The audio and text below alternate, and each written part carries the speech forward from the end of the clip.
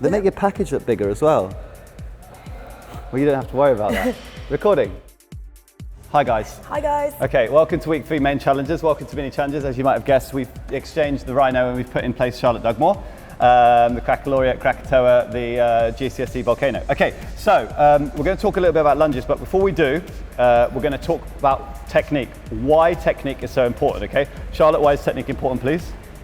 If you do the technique properly, you're going through the full range of motion, you're working your muscles to their kind of best ability, and you're burning the most calories. That's the way I look at it. Okay, so all that's going to come down to results. Okay, now if we give you an example that should hopefully hang this together for you. Okay, because we're going to talk about lunges. If you do a shallow lunge, can you do a shallow lunge? Yeah. Okay, stop. Okay, and then if you look at, get out of the way. Okay, now if you look at this, okay, all right, that depth between her knee here and my knee there, that is what we call range of motion. Okay, now one lunge, yeah, I will have done more work, but 100 lunges in a class, I will have done a lot more work, okay?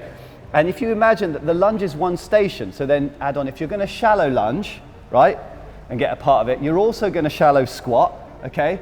If you're crap at those two, which is actually, lower body is easier than upper body form, so if you're crap at that, you're probably gonna have a shallow burpee, okay, shallow press-ups, am I right?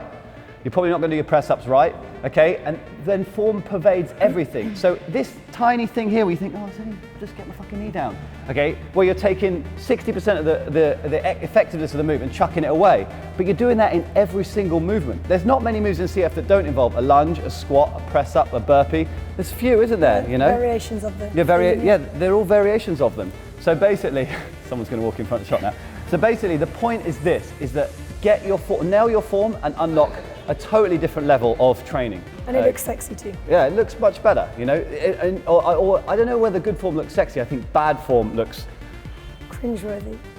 Yeah? So get your form right. It makes my teeth hurt. It does. Okay, so why lunges? All right, lunges. The reason why we do lunges is because lunges are a compound move. Compound move meaning? More than one joint involved. Right, so if you were to do this, okay, use your elbow joint, you're going to isolate your biceps. If you do lunges, you're going to use your calves, I imagine, your ankles, knees and hips. Hamstrings, quads, yeah, legs, half the body in one go. Plus, if you've got a weight over your head, you're also going to use your shoulders. You might actually have to use your core to stop it from falling down. So if you use 75% of the musculature in the body, if you have to crank all of that up and get it going, versus crank this up, what's going to use more energy?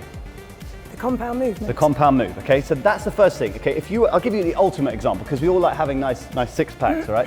If you were to do crunches, okay, like 150 crunches, okay, you think you're gonna nail the fat here, but if you do 150 lunges, you're sucking for air, dying, legs are burning, takes ages to recover, sore the next day. What's gonna use more energy? And the answer is? The lunge. And that's why, what's gonna give you the better six pack? The lunge. Second thing is to have a functional leg. The leg is made up of 3 muscle groups. What are the muscle groups, Charlotte? Your quads at the front, your hamstrings at the back. Yes. Well, your glutes are technically your bum. Fuck, she's good. All right, so basically quads, hamstrings, glutes, okay? So if you want to talk about having a functional leg, you have to have all 3 of these muscles firing. Now the quad is the squat focuses predominantly in the quad. That's where all the action starts. And you get a bit of this and a bit of arse, okay? Good. Now the lunge, if you do it a certain way, focuses, hang on a second Charlotte, focuses on the whole leg. It also incorporates your hamstrings and your glutes. So from a functional perspective, getting 3 muscles strong is better than 1. Now from an aesthetic perspective, which is why we know you shallow swines are here, okay, is that it gives you a better looking leg. If you look at someone who's got great quads, they look good from the front on. But if you look at a girl with a nice hamstrings and nice glutes, she's got a nice bum.